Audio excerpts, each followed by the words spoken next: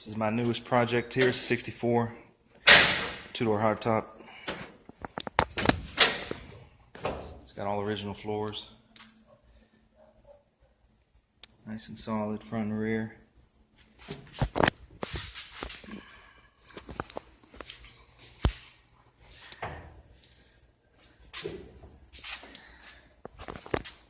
The doors are nice and dry all the way around.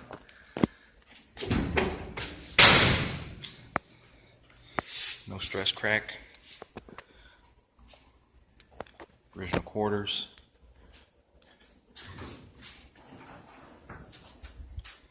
Trunk is nice and dry. Doesn't need much.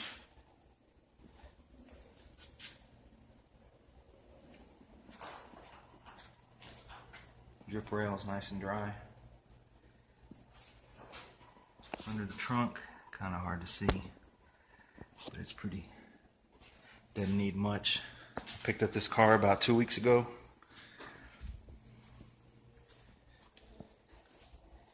The doors are already in epoxy, some of the roof. This car has been sitting for about 20 years, and I got it home, charged the battery, replaced the fuel pump, and pressurized gas tank, and the car fired right up. Of course, it's going to get all gone through. I just picked up this rotisserie here last week, so it's getting the full treatment. Bumpers are already triple plated. Just took the front clip off today.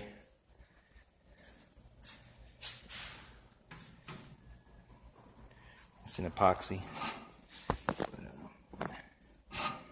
It's a very solid car. It's a silver blue, so we're going with the original silver blue interior, tinted glass. I'm going to do power seat, tilt steering. It's a power windows car, air condition.